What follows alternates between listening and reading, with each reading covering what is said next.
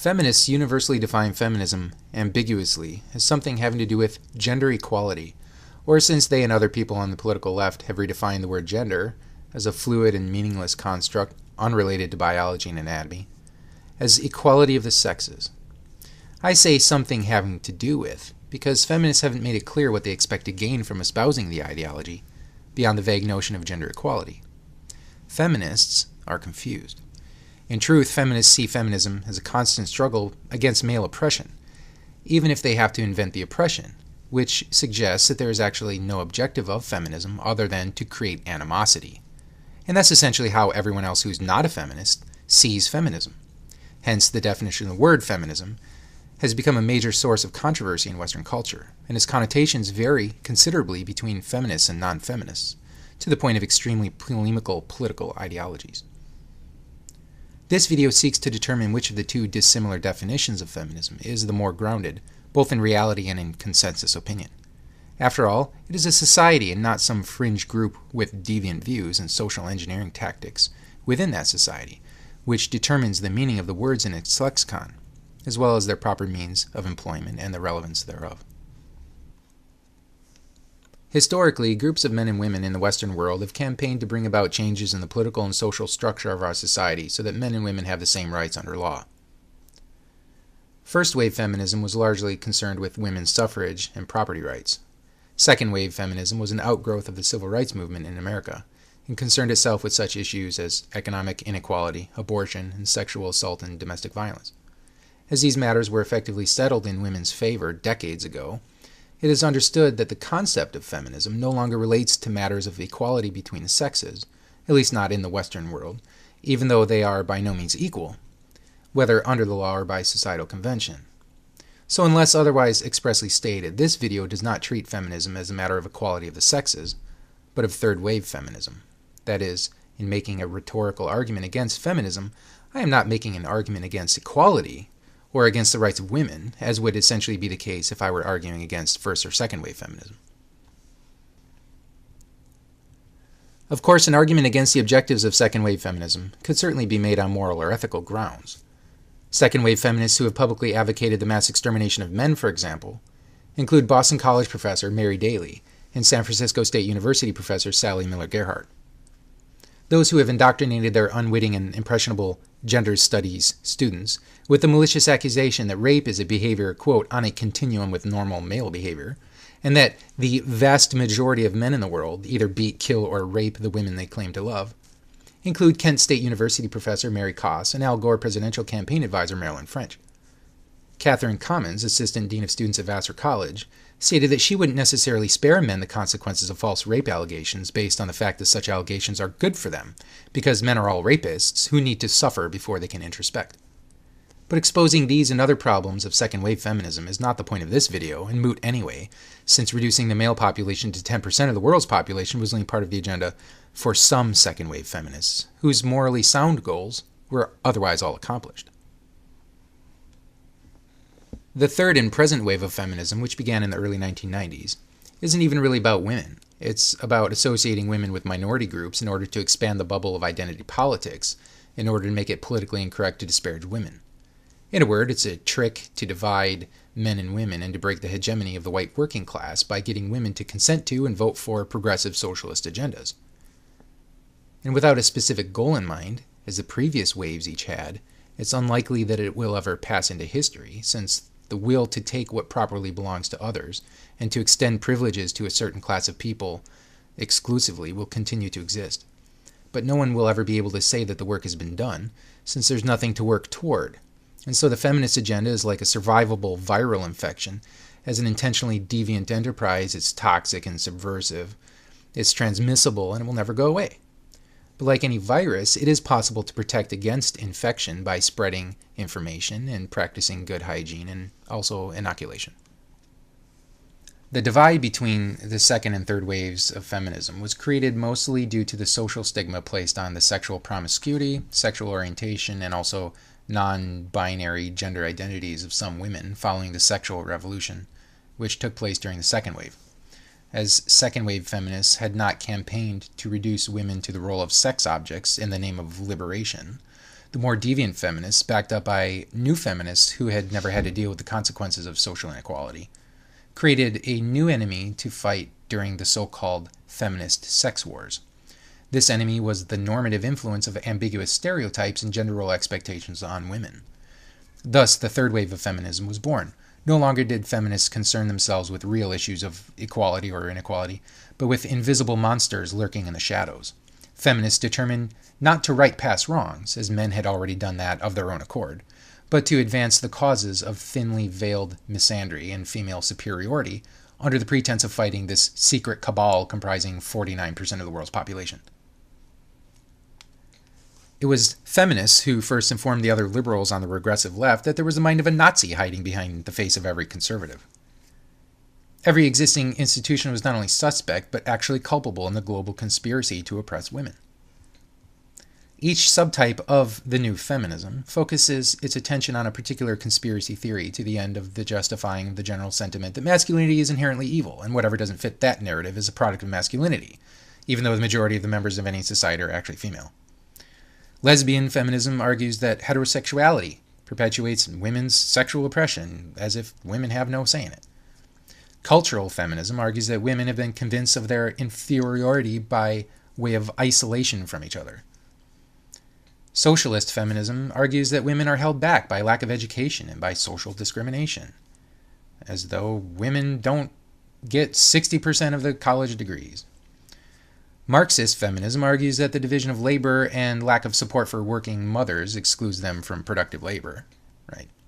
Radical feminism opposes the institution of marriage and, of course, the patriarchy. Each of these ideologies is factually unfounded and erroneous in its conclusions of its own accord. But people make mistakes, and it would be counterproductive to fault people for making honest mistakes, even in public policy debates which have enormous consequences. To say otherwise is to advocate the end of the democratic process, leading either to anarchy or to absolute tyranny. Scientists, at least in theory, aren't supposed to be activists, although that's no longer the trend in social sciences and academic circles, subjected to mistakes propagated by coercion and groupthink. But still, it's not unreasonable to blame a layman for repeating misinterpretations of scientific data, or even a political pundit with a degree in journalism for not understanding all the nuances of doublespeak. That's not really the problem. The problem is the big lie of radical feminism, which is not only the sum total of third-wave feminism, but also the most vocal and influential component. When we speak of feminism without another distinguishing label, it's understood that we're talking about the radical version, which seeks to overthrow the conservative establishment values and replace them with an oppressive, matriarchal, if not Amazonian, oligarchy. And this is no exaggeration. There is really such a thing as Amazon feminism, and you're probably more familiar with it than you realize. Except the Amazons were a tribe of warmongering barbarians, according to the classical sources, who, according to the ancient myth, either maimed or murdered their men and all male children, reducing survivors to abject slavery in support of their warmongering, and in order to perpetuate their society, raped male captives before killing them too. I only mention it because even Wonder Woman, DC's Amazonian princess and goddess-turned-superhero, literally owes her retained superpowers to the lobbying of Gloria Steinem, perhaps the most famous and influential third-wave feminist in history. And because the thing Gloria Steinem is best known for is advocating abortion, a practice considered so barbaric in ancient times that even the Amazons weren't explicitly accused of it, as they at least discriminated and only allegedly murdered their male children.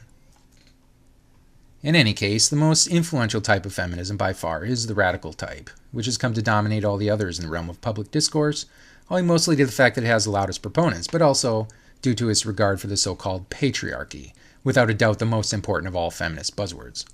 It's the catch-all article of the feminist ideology, the rabbit in the hat. According to radical feminists, all men benefit from male privilege, and all women are victims of it. All men are guilty of sexual misconduct and microaggressions against women every day of their lives for another reason than that they're men, and thus incapable of behaving like grown-up women. Buzzwords like cisgender, trigger warning, rape culture, and rape apology were foreign to all but the select few of elite feminist rabble-rousers, a puzzling curiosity for those who hadn't been indoctrinated by a university course in gender studies. Now, through constant repetition and coercion by the mainstream media, they've become mainstays of political discussion. Before anyone even knew it, the female-dominated social sciences were treating feminist buzzwords intended to subvert rational debate as though they were completely legitimate scientific opinion established by facts. To challenge or deny the veracity or the relevance of the inclusion of feminist ideas, especially when you're backing it up with logic, is to prove the existence of patriarchy, because you're just mansplaining.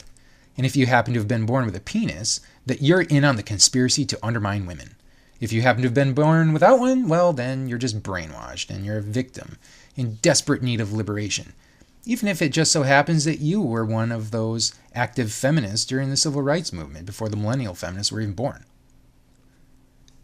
It's self-evident that feminists have a supremacist agenda fueled by a superiority complex, and also that the mainstream media are pushing the narrative to emasculate and disempower men. But what's really concerning to, say, a scientist, or perhaps just anyone at all interested in the truth of the matter, is the extent which both men and women are willing to go to spin the truth in order to draw the wrong inferences.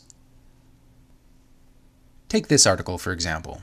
It's a follow-up to another one by Jeffrey James. And in both cases, he thinks that he's got evidence that women are smarter than men. The evidence? A groundbreaking scientific study of great apes. Well, first of all, there's nothing groundbreaking about scientific studies of primates. I mean, humans test humans and research humans and study humans all the time. It's called psychology. It's kind of a big deal. But in any case, he thinks that this study of great apes suggests that men are more susceptible than women to deceptive advertising. Of course, this is not true, and every social psychologist knows this. Everyone who's in marketing knows this. It's easier to sell a product to a woman than it is to a man. You just have to frame it differently. At my university, we have studied the effects of framing on gender differences and basically found the same thing that other researchers have found, which is that if you frame it negatively, women respond better. If you frame it positively, men respond better. It's that simple. This isn't a big deal, this one study of primates in the Republic of Congo. But let's go down a bit more.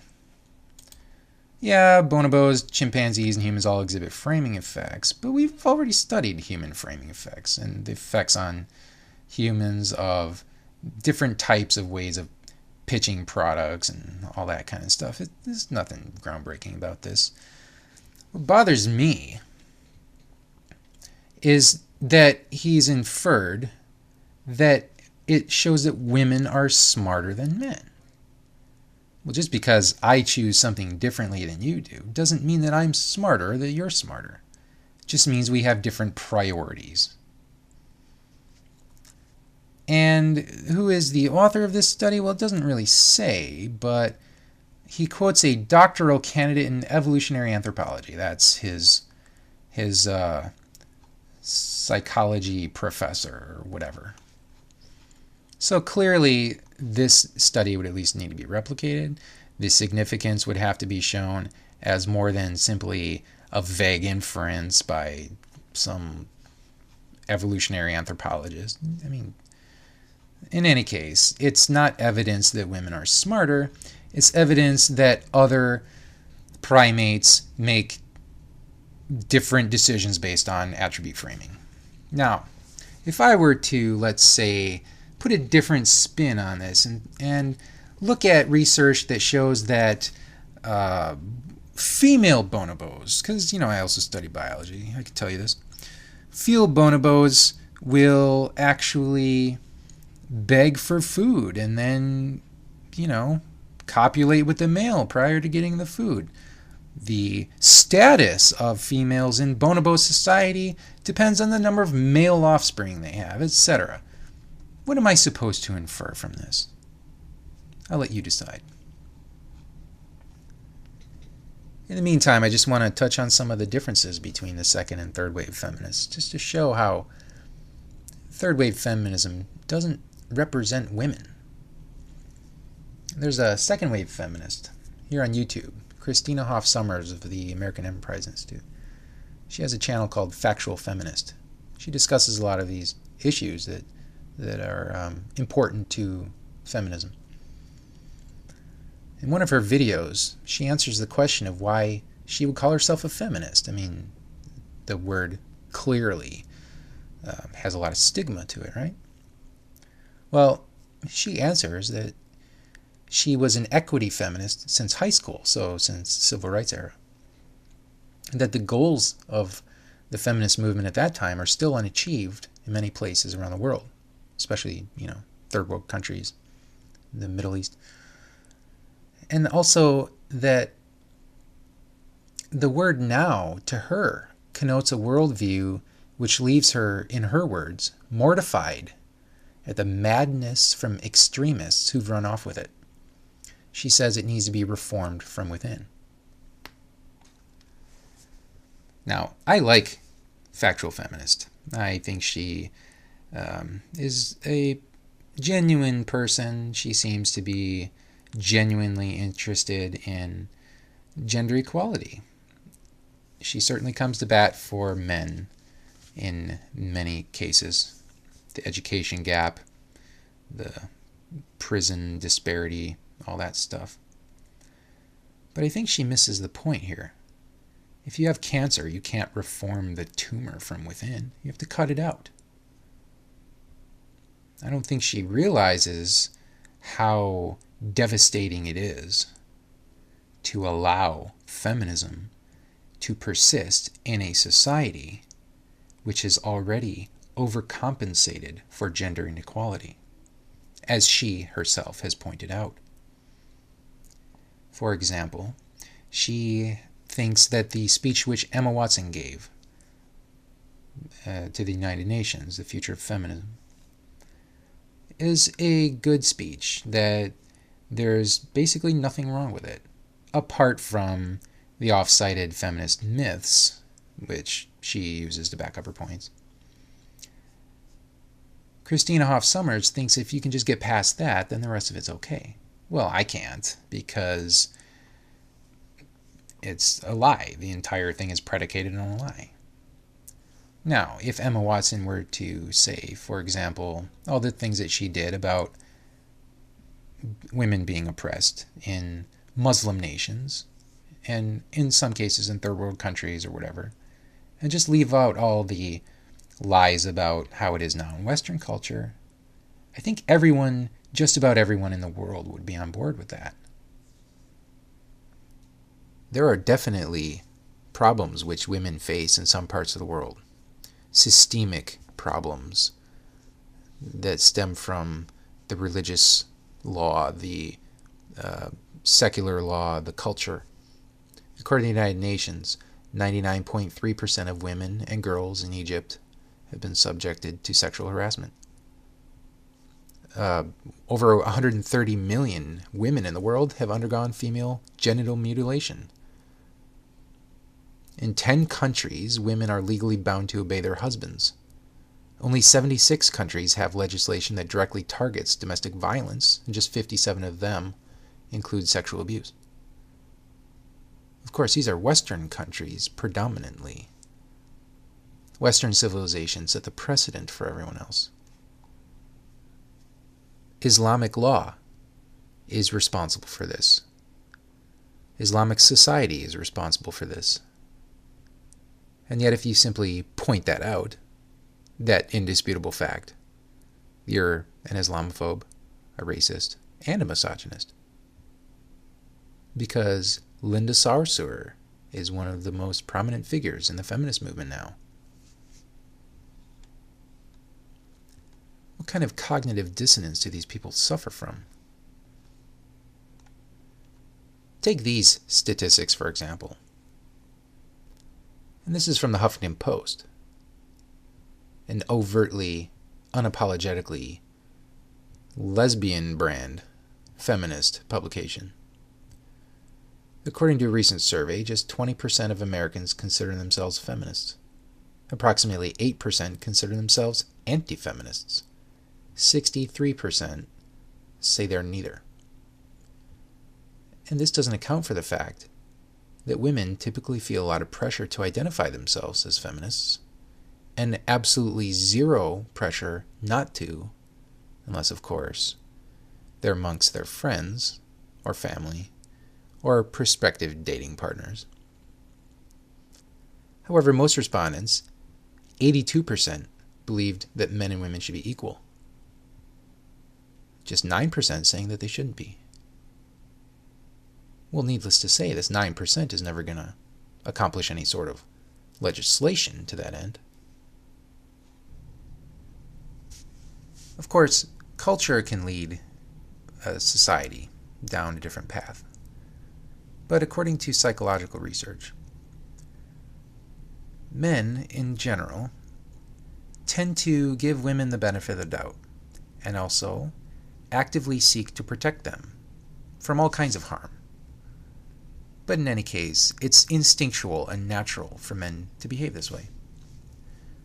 It's also natural for women to tend to look out for their own interests and to gauge other women as more trustworthy and just generally have a favorable opinion of other women, much more so than men of other men.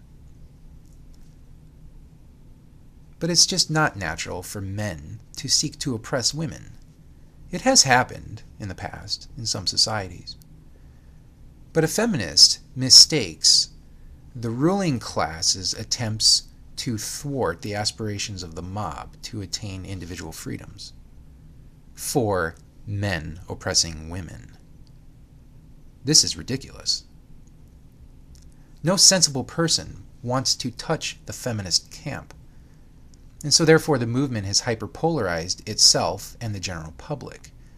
But ultimately everyone, except for that 2% of elites, believes in gender equality.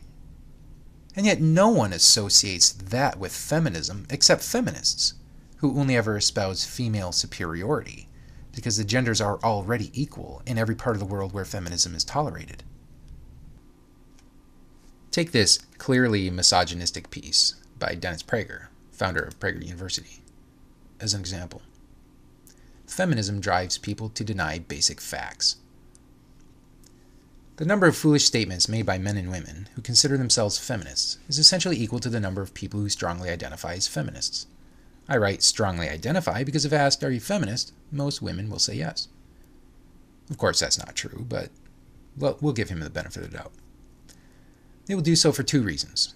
One is that there is no social price paid for saying one is a feminist, while there can be a huge price paid, on a college campus for example, for saying that one is not a feminist. The other is that a great number of women define feminism as belief in women's equality. And by that definition, who isn't a feminist? I certainly am. Intelligence varies among these women and men as much as it does among members of any group of people. There are both brilliant individuals and dummies who say they are feminists. But the women today, and I'm not talking about suffragettes in the early 20th century, whose identities are wrapped up in being a feminist, are nearly all dummies. And this is far from petty name-calling, which is a behavior only really exhibited by the other side. This is a perfectly rational response to an epidemic. For example, we have students on college campuses being falsely accused of rape. The students get expelled.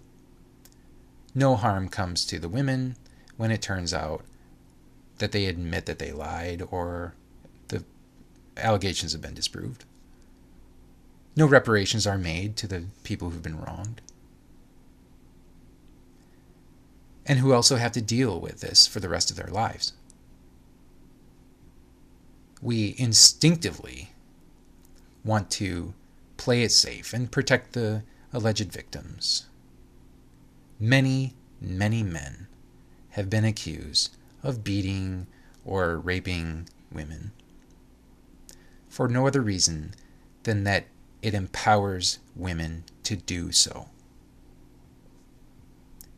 And these false allegations are treated as though they are perfectly legitimate. If not in a court of law, then certainly in the court of public opinion. And meanwhile, the feminist says that allegations of rape are not taken seriously enough. The White House spews this debunked statistic. 1 out of 5 college women gets raped in her time at college? Please. If it was 2% or 1% or 0.1%, it would not be acceptable. I will certainly not say that 0.0001% of the population doesn't consist of people who could or would sexually assault women. But then again, research has shown that it is much more likely that a Catholic boy will be raped by a clergyman than that a Catholic girl will. Where's the public outcry? I don't see the people complaining about that, complaining about it based on the gender of the victim. I don't see the feminists complaining about prison rapes, which account for the vast majority of rapes, especially in America, and include people who have been falsely accused of raping women. The best evidence that we have, which could potentially confirm or reject the rape culture idea, comes from observational research in social touching behaviors. The results haven't always been consistent, and they're open to dispute. And the interpretations are certainly open to dispute, but they have generally revealed no overall tendency for males to touch females and vice versa, other than touches of the hand. They've also revealed a tendency for females to initiate touching more often and to receive more touching than males, which would obviously not support the view that men actively engage women in behaviors which are inappropriate, especially in the workplace. And this data goes back to the 70s. Also, same-sex dyads tend to touch each other more than opposite-sex dyads do, especially when they're not likely to be intimate.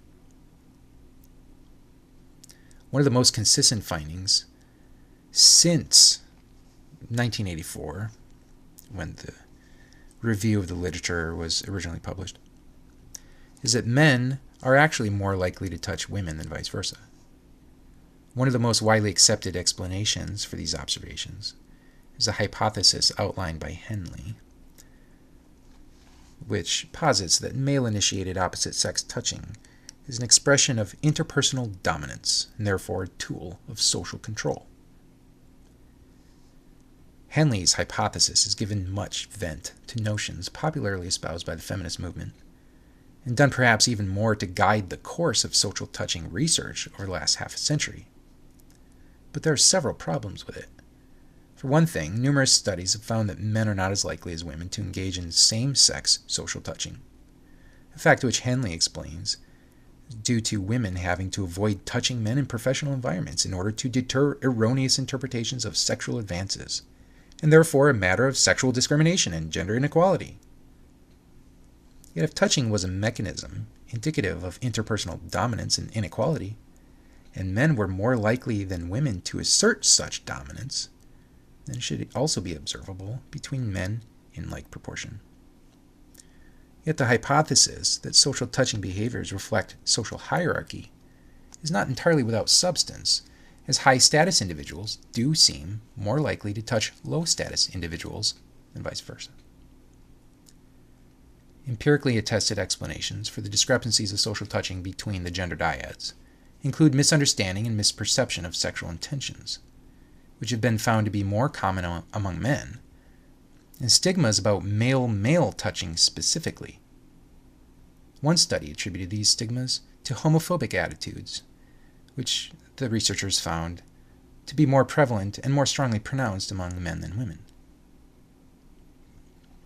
One of the most notable proponents of Henley's views, another feminist, found that the amount of touching increases as the relationship becomes more personal, as we might expect, but also that the allowable areas between opposite-sex friends was changing at the time, due to feminism.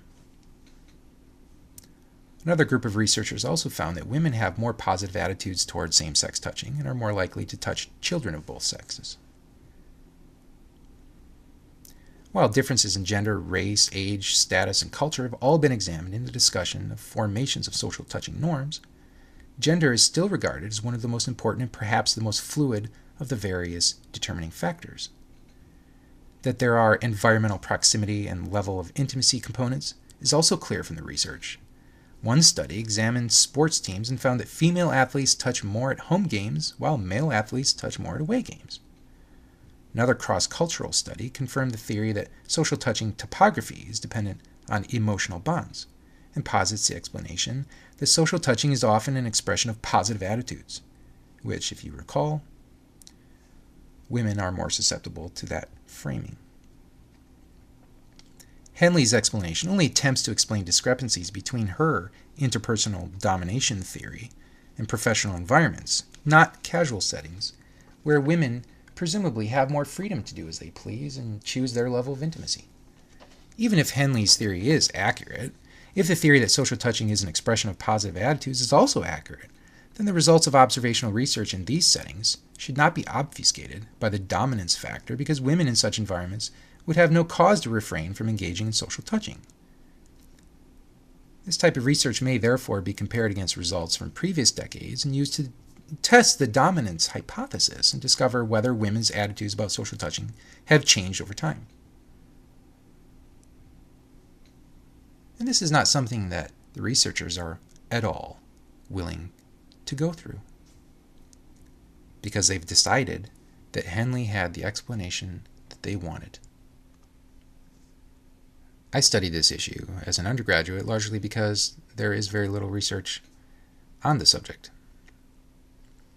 and found that the difference in social touching behaviors between men and women was mostly due to homophobic attitudes in men. Of course, the feminist movement now will have no problem adapting that to its theory, because men are not just misogynistic by nature. They're also, if they're white, racist, homophobic, all that good stuff. And this is the nature of the intersectionalism in feminism. Feminists have co-opted these other causes in order to say that they too are victims of an oppressive establishment. But let's look at how unrepresentative of women and of women's interests feminism in its current state actually is. I suspect it's much more than 9% that would identify as anti-feminist, if they were not afraid to do so. Because consider how you are treated if you do. We can't rely on the media to tell us the truth about this matter, because the media have become the mouthpiece of the political establishment, which deliberately and knowingly cites false data to the end of a political advantage. The data is often produced by people in the social sciences who also can't be relied on to tell the truth anymore. Certainly not about this issue. To get a sense of the general sentiment, we turn to the Urban Dictionary, in particular the entry on feminism. Let's read a few of these. The top definition by Disgraced Woman calls it the biggest disgrace to my gender. Note the common themes in all these entries. Feminism used to be about women getting the same rights as men, such as the right to vote and equal pay at work. Now, feminism is a movement full of women who seem to think that their ability to push a baby out of their vagina entitles them to bigger and better everything. Rape card, abortion's legal and free, special treatment, hypocrisy. Not a lot of good to say about feminism. And these entries have over 10 times as many likes as dislikes. Number 2 entry. Judging by what it does, feminism is a movement that seeks superior rights and privileges for women while hiding under the guise of equality.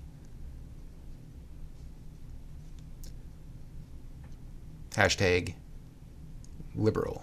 Hashtag mangina. Third entry. Feminism is the idea that we can solve all inequalities between the genders by focusing solely on the issues of one of them. Example. Feminism. Women being raped in prison, we have to stop this horror. Men being raped in prison, they'll learn their lesson now. Hashtag going to piss people off. Yeah, this guy knows what kind of reaction to expect. Number 4, an ideology that supports women are superior to men, whether biologically, socially, or mentally. Haven't we already seen that? Contrary to common belief, feminists support sexism with female bias. If feminists really did want sexual equality, they would be called human equality activists, not feminists. As you can see, the word feminist stems from the word female. If the movement did support true equality, then the word would not be based off of any sex to avoid bias. Number 5, a relentless political advocacy group pushing for special privileges for women, which pretends to be a social movement advocating equal rights for the genders. Because women have already achieved more than equal rights, a modern feminist is either an ignoramus or a liar. Current feminist dogma is based on lies or on emotional appeals. Shaming tactics are used to defend their position and to silence opposition. The central tenet of feminism is a belief in the patriarchy, which is a giant amorphous conspiracy in which men conspire to oppress women. Because patriarchy can be used to explain everything, and there is no event which could possibly take place to disprove its existence. Patriarchy theory is on the same level of intellectual honesty as astrology and homeopathy. Accomplishments of feminism: rewriting history, to take the credit for what men gave to women from men, making men and women hate each other, turning women in the US, UK, and some other Western countries into vicious, useless, self-entitled C-words, destroying men's dignity and in some cases their rights. Hashtag hate. Hashtag lie. Hashtag stupidity. Number 6, a bastard is the corruption of the word favoritism. Hashtag double standards. Hashtag man-haters. Hashtag weasels. Hashtag misandry. Number 7, a movement meant to create equal rights for women when it suits their purposes, otherwise they're just annoying and hypocritical. Number 8, the radical notion that men are not people. This is clearly a response to the definition provided by a feminist named Sheris Kramari. Feminism is the radical notion that women are human beings. I only know that because I read it. Feminism dehumanizes men for political gain. Here are some examples from leading feminists in their own words. Probably the one place where a man can feel really secure is in a maximum security prison, except for the imminent threat of release. All men are rapists, and that's all they are. That was Marilyn French again.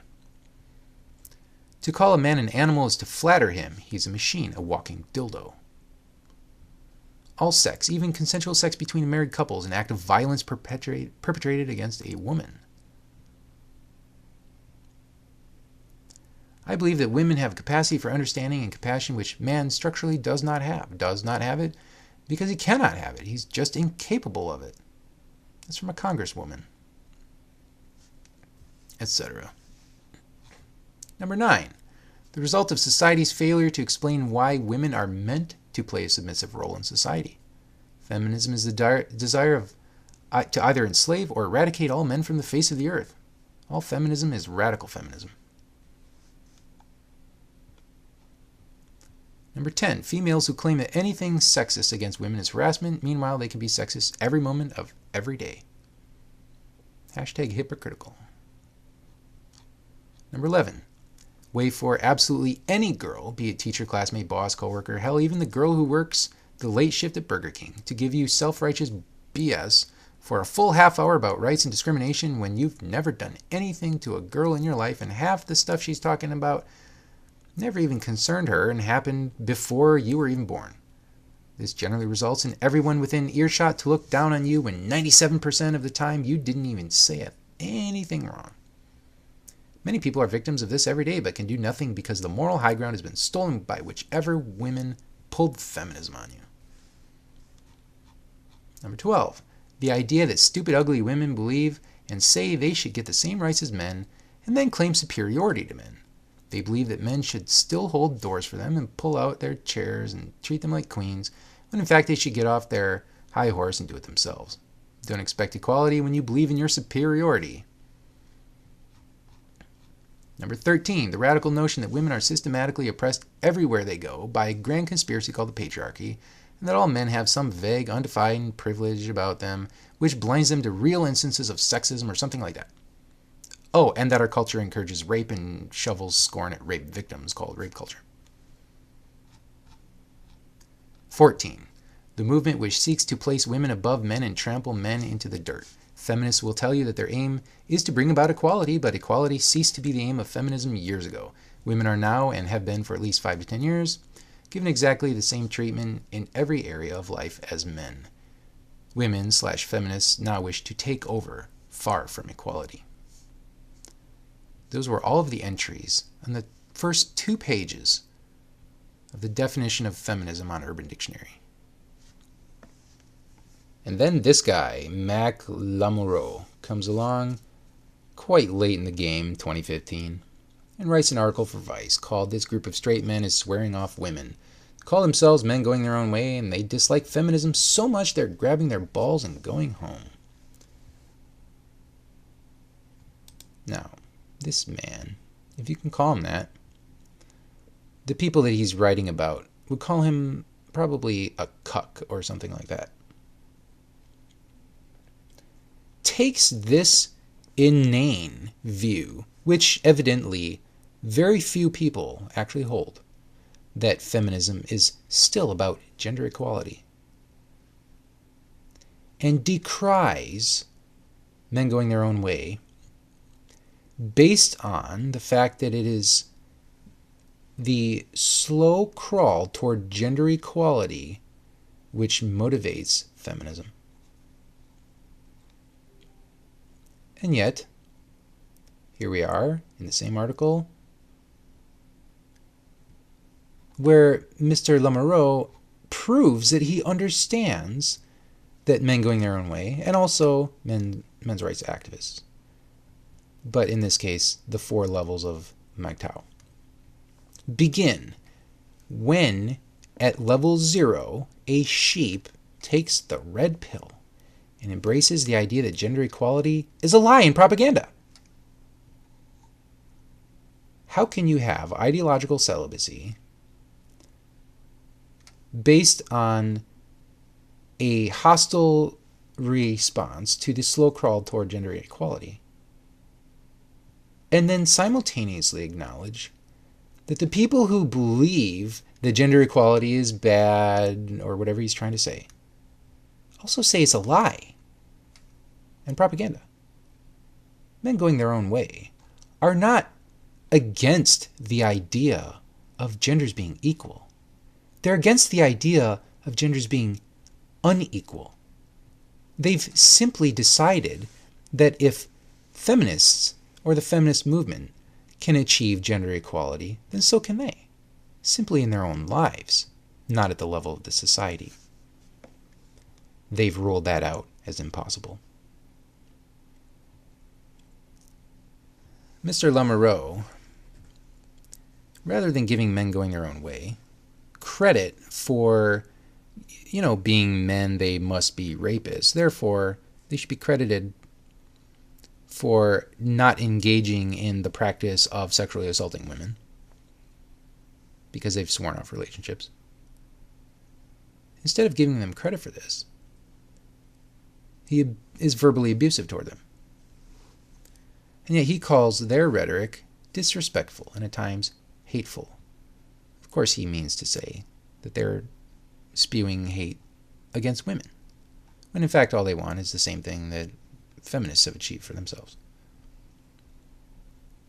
I'm assuming that the hateful rhetoric that he's talking about, at least as far as he's cited it in his article, consists of things like, "It's because you're ugly,"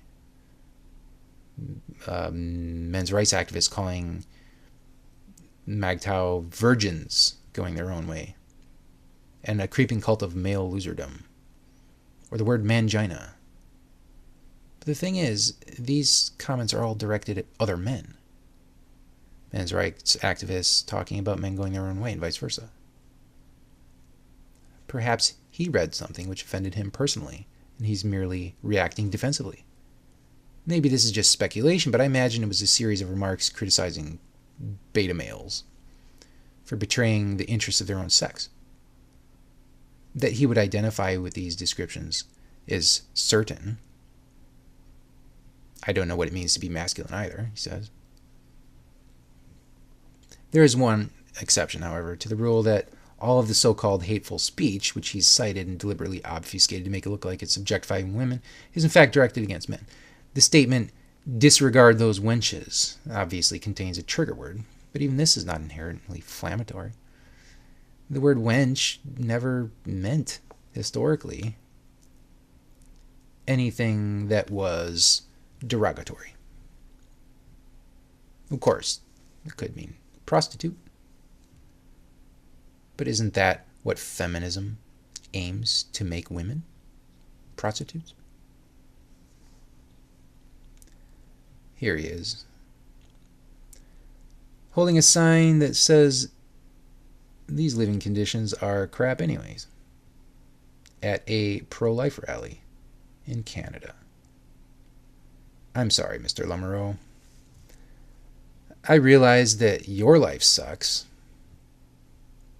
which has more to do with the company that you keep and the ideology that you espouse than anything, of course. If you expect other people to give you handouts and whatnot, you're going to be disappointed, even if it's the government. Even with that pedophile Justin Trudeau as your prime minister. But I've lived in Canada. It's not so bad. It's basically the nicest place on earth. If you're so in favor of abortion, then I can't really believe that you have anyone's interests in mind. Even your own. I won't say kill yourself. But don't expect me or anyone to come and save you when the women turn on you. Whether you're male or female, black or white, rich or poor, old or young, it's never wise to trust an ideology espoused by a minority of elitists and promulgated by shills of the leftist establishment, especially when those shills are members of the overly compromised entertainment industry. In the case of feminism, the typical proponent from the entertainment industry is a female underage sex abuse victim who's been elevated to celebrity status based on the success of her handlers and causing her to dissociate from her suffering. In the creation of a pop star persona, an alter ego, which can always be relied upon to do their bidding. We've all shuddered at the thought of their suffering when they finally go off the deep end. But few of us can imagine what kind of psychological horrors could produce such schizoid personality types, that they can publicly pontificate about women's rights without even so much as speaking out against the culprits of their victimization.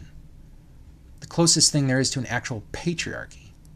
You know, the way Corey Feldman and one of Corey Haim's other friends from childhood did recently. These women are clearly the objects of sexualization of identity politics in their masters' ongoing attempt to divide the sexes in order that they might rule them both. This is common belief, as we've already seen. There are exceptions, of course. Some of these women are simply blind to reality. Maybe. To be honest, I'm not really sure. The recent allegations against Harvey Weinstein have got me rethinking this issue. It's no secret that Hollywood is a closed system dominated by liberal Jews. I used to think Emma Watson was the latter type, the consciousness-impaired type of exception, rather than the zombified monarch type. But then why would they make her the feminist ambassador to the United Nations? Perhaps as an actress, unlike her peers in the pop music scene, her programming was selectively aimed at creating an alter ego which is more attuned to the expectations which people in general society have for real women's behavior. I can't say for sure, but I can say that I find the photos with Weinstein more than a little disturbing. That she has starred in more than one film by the Weinstein Company, and that among the allegations being levied by numerous actresses is that no female gets anywhere in that town without trading in some sexual favors, especially with this guy. This makes Hollywood the antithesis of the feminist cause of sexual and economic liberation, therefore a regression of second-wave feminism. And this is what I mean when I say that feminism aims to make women prostitutes. Miss Watson says, I decided I was a feminist, and this seemed uncomplicated to me. Men, I would like to take this opportunity to extend your formal invitation. Gender equality is your issue, too. If it really seems uncomplicated to Miss Watson, then I think that she's either a great fool or she's being dishonest. And I don't think it's the former. She's trying to simplify it, but it backfires on her. You can't do that without organizing the camps into man-haters and everyone else. That's as uncomplicated as you can make it. To self-identify as a feminist is to self-identify as a misandrist, period. The only way out of this conundrum is to stipulate that the version of feminism you're talking about isn't the current one. Unless you specify that you draw the line at equality, such as by describing yourself as a second-wave feminist, or by explicitly stating that you only desire changes to be made in those parts of the world where equality doesn't actually exist, then it's understood that you mean that the label properly conveys about you everything that people generally ascribe to it, which in our culture is nothing but misandrism. We've already seen that. And why would anyone do that? It's simpler, less complicated, to just not describe yourself as a feminist in the first place. The fact that she presents the routinely cited and thoroughly debunked feminist myths to advance her cause in the West is proof that she's the man-hating type, a fact which is a little more than relevant to the fact that she's the consecrated spokesperson for feminism to the United Nations, a role she never would have assumed or aspired to had other man-hating feminists recognized her previous efforts to advance their agenda. Notice I say their agenda, not women's rights or gender equality. Emma Watson doesn't even represent women well. She's a millennial girl with no real-world knowledge, no comprehension of what real suffering even looks like. Her claim to fame is being an entitled child movie star, a second-rate actress who played a spoiled know-it-all in a movie series about doing whatever you want by saying a few words and waving a magic stick. If she thinks she's going to bridge the gap between men and women by extending an invitation while both citing debunked false statistics to make her point, and refusing to acknowledge or address the actual gender inequality issues which afflict hundreds of millions of men around the world, instead carry on arguing the losing side of debates with intellectuals on television, then her role in this real-world fantasy she's created is as fictional as that of her role in the Harry Potter series. Her justification is completely hollow. Of course gender equality is our issue too. Of course it is. We don't need to be told that. Yet we're supposed to kowtow to Miss Watson just because she gave a shout out in passing, like some politician who couldn't care less about you but needs your vote for his own advancement. And anyway, she's just repeating the lie that feminism in the West is somehow equivalent to gender equality. That Miss Watson is a tool of the Hollywood entertainment industry is self-evident. Her latest role is the hallmark of Hollywood's glorification of miscegenation. We shouldn't underestimate the influence of her pathetic attempts to heal old wounds with meaningless words either. Pop music star Taylor Swift effectively credited it with persuading her that spades are hearts and that she was in fact a feminist. Quote, I wish when I was 12 years old I had been able to watch a video of my favorite actress explaining in such an intellectual, beautiful, poignant way the definition of feminism, because I would have understood it. And then earlier in my life I would have proudly claimed I was a feminist because I would have understood what that word means. She also elaborated on the transition from somewhat respectable teen idol to indoctrinated slut queen. Quote, honestly, I didn't have an accurate definition of feminism when I was younger. I didn't quite see all the ways that feminism is vital. To me, feminism is probably the most important movement that you could embrace, because it's just basically another word for equality. And again, quote, the definition, as I have spent my life believing it to be, is the belief that men and women should have equal social, political, and economic rights and opportunities. But while Miss Swift claims her newfound ideology was always the intuitive one she was born with, the antithetical ideology of misogyny is just, quote, ingrained in people from the time they are born through double standards. Once again, it's a matter of self-contradicting, self-centered indoctrination, trumping initial processing, common sense, and sound judgment. A rose by any other name smells the same. Feminism still smells like the steaming pile of excrement that it is, regardless of whether its proponents play word games and change its definition, or speak eloquently and they dress nicely. And what is the result of this transition to feminism? Well, for Miss Swift, it's a prospect of sexual promiscuity without inhibition. And how does it bleed through into her music, which is immensely influential on young girls? Well, instead of the innocent, classy, retro country girl everyone used to love, she's made a deliberate show of killing her reputation in order to pave the way for a grown-up, split-personality dominatrix who reigns over snakes and dances with transvestites in stilettos, utilizing the same occultic symbolism you'll find in the subversive music videos of fellow industry stooges like Britney Spears, Beyonce, Katy Perry, Miley Cyrus, Lady Gaga, Madonna, and other feminists.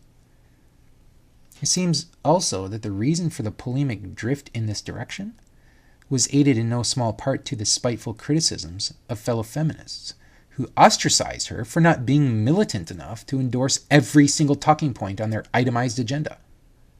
This kind of betrayal is exactly why the battle lines are drawn between misandrists and the rest of the population, with no lukewarm feminists who stop short of debasing men at every available opportunity. They're simply not welcome in the feminist camp unless they do everything exactly as they're told, without any tangible benefit to themselves, which incidentally is the definition of slavery. And because feminism is so hostile toward women who refuse to accept it, to be bullied into accepting it, I should say, and because women stand to lose so much from the alienation of men and women, in my experience, you're much more likely to hear a woman complain about feminists and feminism than you are a man. Check out this article from the National Review. Written by a woman. Third wave feminism is suffering a crisis of credibility. On the one hand, interviewers consistently badger actresses and celebrities to declare themselves feminists and lambaste them if they decline to do so. This is exactly the case with Taylor Swift. And of course, you have the feminist from Teen Vogue saying, at its heart, feminism is about choice. It's the belief that everyone should have the equality that grants them the right to choose how they live their lives. It's reminiscent of the Russia collusion narrative. They just keep saying it, even though it is demonstrably false, and everyone already knows it. Apart from them, maybe.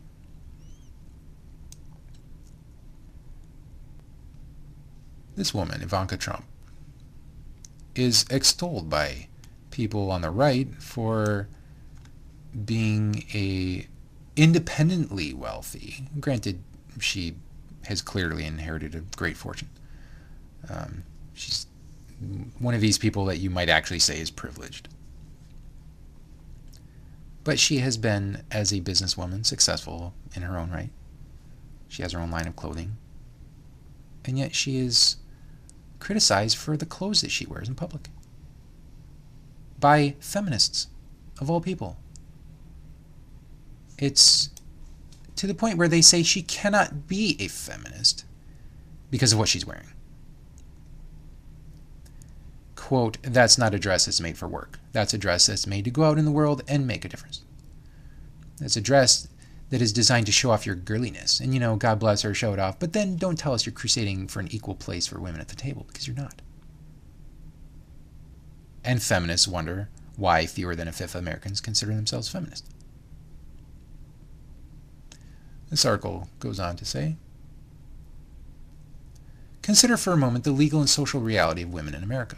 We graduate college in greater numbers than men to pursue careers, and for the first time in human history have readily available affordable contraceptives that give us nearly total control over when or if we choose to have children. Clearly, we like this state of affairs. If feminism were actually about choice, all women would embrace it. And not just all women, but men to. But it's not. Feminism has become a bully pulpit from which its leaders deride successful women, such as Ivanka Trump. Not, you will note, for embracing policies such as paid parental leave that will inevitably undermine the wages and opportunities of some women in the workplace. No, Walsh, the critic, with evident contempt rebukes Ivanka Trump for choosing to wear a pink dress with big bows on the sleeve. Mind you, that according to a CNN ORC international poll, public opinion on matters related to women's rights has never been more encouraging. Almost all Americans, 97%, support women's working, even if a husband can support her. Further, most women do wish to work. Most Americans also agree that having women in the workforce is good for marriages, 75%, good for society in general, 81%, and good for the children of working women, 52%. The majority of Americans believe that it is good for the children of working women for women to work. Let that sink in. Where are they? Daycare? Is that better than being at home? 9 out of 10 Americans find birth control morally acceptable, according to a Gallup poll, and the same percentage believe that info about birth control should be widely available. In short, second wave feminism has been a categorical success. Third wave, not so much. Women are spurning the label of feminist. It's become an antagonizing, miserable, culturally Marxian code word for a far-left movement that seeks to confine women into boxes of wokeness. Third-wave feminism excludes those who choose the wrong way or who present themselves in a supposedly unfeminist manner. To be read, a feminine manner. This rejection of traditional beauty while celebrating body positivity has spread far beyond obscure feminist circles. In London, Mayor Sadiq Khan banned body-shaming advertisements from public transport because unrealistic images harm women. But depictions of overweight bodies don't. The ban follows the same dubious logic that conflates Ivanka's pink dress with the patriarchy while lauding Hillary Clinton's pantsuits as the symbol of peak feminism. Taking Ivanka's girly appearance as proof of her purportedly unfeminist character exemplifies third-wave feminism's compulsive need to control women's appearances.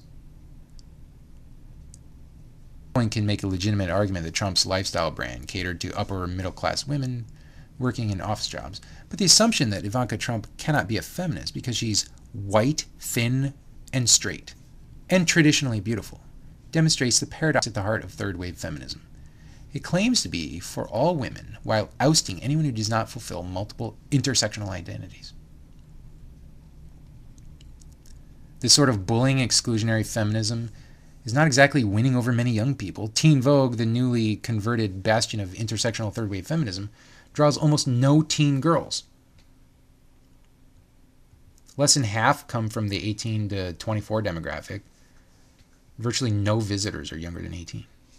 Sure, third-wave feminism indoctrinated a generation of bitter millennial women, but the next generation does not seem too keen to mock any woman who wears a girly dress. Third-wave feminism fundamentally defeats the very meaning of feminism as defined by previous generations. The younger women will continue to reject it wholesale. It's destroying feminism. These are not my words. These are the words of an impassioned woman. And that brings me to my next point. If feminism is a liberating ideology, then what compels feminists to undergo dramatic transformations to fit into the curious cookie-cutter image of a heavily made-up teenage boy? The answer, of course, is that feminism is a cult. In fact, it's a cult which is spread over several continents. Its members need an efficient way to identify each other. It's been observed that neo-Nazi skinhead organizations allow women to join, but don't require them to wear leather or lose their hair. So why does feminism? But the real problem is that they can't redefine what femininity is, or what it looks like, because these standards are set by society, especially women in society. So they're clearly moving in the opposite direction on purpose. Feminine ideals, they will argue, are the creation of the so-called patriarchy. But even aside from the fact that there is no substance to the notion of the alleged male privilege status, it's not even the men who determine feminine ideals in any culture. It's the women. Men only determine on an individual basis which characteristics of the feminine ideal, or of the reality of the women in their society, they are themselves appreciative of. And this is certainly their prerogative if they're free to make up their own minds the way they're supposed to be if we have everybody's free and equal. And that's the point, isn't it? Feminists seek to make themselves unattractive in order to virtue signal other feminists by showing each other how far of their way they're willing to go to act on the principle that they don't need to be hitched to men. But all the while, the critical question of whether this is even what's best for women, even individually, passes under their collective radar. Many women regret their decisions, their youthful indiscretions, later in life. Many women. Whether it's a matter of having an abortion, or deciding that they don't need to have a man, or they didn't have children early enough. Many women regret this. And that's feminism's fault. Certainly it helps the majority of women by narrowing the playing field and reducing the competition for romantic engagement. But as long as it goes virtually uncontested because of institutional protections which make it very difficult for men and women alike to be openly critical of it, it also gives men a very, very bad impression of women. And whether the average woman even recognizes it or not, the influence of the feminists has seeped into our culture in both subtle and not so subtle ways. Hence men going their own way, which is really just the same thing as feminism in principle, as I said earlier, minus the preponderance of hate speech and the promulgation of false facts in support of a political agenda. Mind you, these are the same women who say there are no good men. But Emma Watson isn't the only millennial actress to use her stardom as a launchpad into the politics of feminism. Twilight's notoriously awful lead, Kristen Stewart, has gone well out of her way to look the part of the militant lesbian feminazi. In an interview with the Daily Beast, she criticized women who reject feminism based on her view that they must not believe in equality for men and women. Quote, "I think it's a response to the overly aggressive types," she said. "Well done, Kristen. You've admitted that women hate you to the point that they'd rather identify themselves according to your vapid logic as women haters than men haters, simply because it's in their own best interest not to be associated with the likes of you. Except that overly aggressive isn't nearly adequate to describe your misandrism. Not only that, but it implies that there's an acceptable level of aggression, which I'm sure wouldn't meet your definition of equality if you were intelligent enough to understand the basic principle behind the golden rule." This idiotic belief that contemporary feminism equates to equal rights for oppressed women is so pervasive within the echo chambers of feminist circles that most of the women who use their feminist label as a virtue signal seem genuinely convinced of it at the fundamental level of definitions. Lena Dunham thinks that everyone who believes that women should be allowed to leave the house, get paid the same salary for the same job, and be entitled to equal rights is a feminist. She says her greatest pet peeve is the lack of understanding among women that they are in fact feminists, by her definition. To be fair, there are some third-wave feminists who actually do understand what feminism really is. Jenny Slate is one of these people. But she's also very confused. When asked on MTV News whether she's a feminist, she said, "F yeah, I'm a feminist." I think that unfortunately people who are maybe threatened by feminism think that it's about setting your bra on fire and being aggressive, and I think that's really wrong and really dangerous. Well, I'm sorry, Jenny, but you've outed yourself by using the same doublespeak as the rest of the movement. Stop pretending like it's an innocuous bra-burning convention, and that there's just a little bit of confrontation. We've seen the feminist cringe videos. What you're talking about is the apoptosis of society. Listen to me very carefully, Jenny. While your remarks may apply to your beta male allies, the only thing that threatens any man about feminism is the fact that you have voting power. Otherwise, you're a laughingstock and an easily referenced point to show how far our civilization has crumbled. Just look at how many views these feminist cringe and SJW owned videos get here on YouTube. With your childish antics, your dyed hair and weird makeup, you are to our society now what clowns were half a century ago. Unlike clowns who got scary, you still provide the general public with a never-ending stream of laughs. There are the confused feminists, and then there are the downright stupid ones. Katy Perry is another great example of the Taylor Swift phenomenon. She describes herself as a feminist. Quote, "I used to not really understand what that word meant, and now that I do, it means that I love myself as a female, and I also love men." I'm guessing she used to know what it means, to everyone who doesn't call herself a feminist, and is confused now by the feminism equals gender equality nonsense.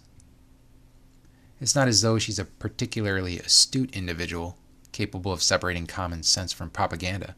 I mean, she's so inept at comprehending the world around her that, according to her own admission, Russell Brand divorced her by text message.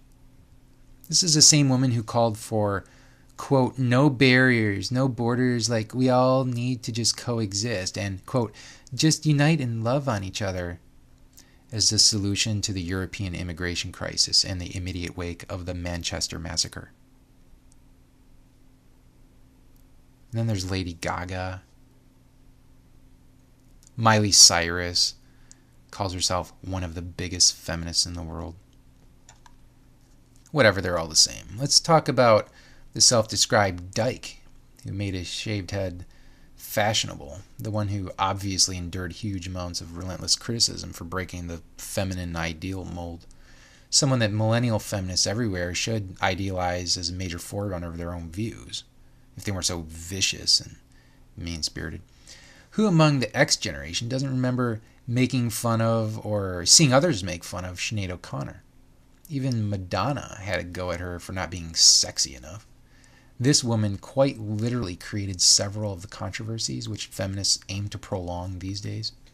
I remember the appearance on Saturday Night Live in 1992 when she ripped up the picture of the Pope and called him evil, and the impression that left on me and others around me. This woman was really influential. And she still looks like a feminist. I mean, after all, she created the look. But she has a thing or two to teach the entitled millennials who've ostensibly followed in her footsteps. For one thing, she refuses to identify as a feminist on the grounds that she's, quote, "not interested in anything that is in any way excluding of men." Oh, but feminism is about equality, right? Moreover, in an open letter which she posted on her own website, she bashes Miley Cyrus for causing harm to women, for which she experienced the typical feminist backlash, toned down to the feminists against women level, of course. Her message reads, "The message you keep sending is that it's somehow cool to be prostituted. It's so not cool, Miley. It's dangerous. Women are to be valued for so much more than their sexuality. We aren't merely objects of desire. I would be encouraging you to send healthier messages to your peers, that they and you are worth more than what is currently going on in your career." I mean, apart from the obvious fact that Miley Cyrus has prostituted herself, I fail to see what is inherently offensive about this. It's just a little matter of disagreement. But the feminists come out of the woodwork to hate on Sinead O'Connor. Like these and all other normal women who haven't been brainwashed by the cultish left-wing Marxist propaganda of pseudo-feminine superiority, American Idol star Kelly Clarkson and Divergent star Shailene Woodley have shunned the label in interviews with Time. Clarkson praised her man for taking care of her and being an actual leader. Woodley retorted by saying, "No, I love men. I think the idea of raise women power, take men away from their power is never going to work out because you need balance." Well, needless to say, these women have already attained the kind of job security that only comes with hard work, sans talent, not falling for whatever leftist propaganda currently passes as truth. They constitute proof that male privilege doesn't exist, and that broadcasting the entire world that you're a slut with a 2-digit IQ is counterproductive to your being treated with the admiration and respect you demand. In conclusion, there is hope even for the militant feminist. See, men are naturally inclined to love each other, but they love women even more. Men love women. They really do. We don't typically think of anyone as being beyond the hope of redemption either. But we do think of feminism as cancer. If you want to save yourself, you have to cut out the cancer. Otherwise, it will inevitably kill you. Just stop being abusive and listen to the people you've tried so hard to provoke with your misandrous identity politics, your gender baiting and victim blaming. And you'll find that men as a whole are a lot more forgiving and charitable than your brainwashing ever allowed for.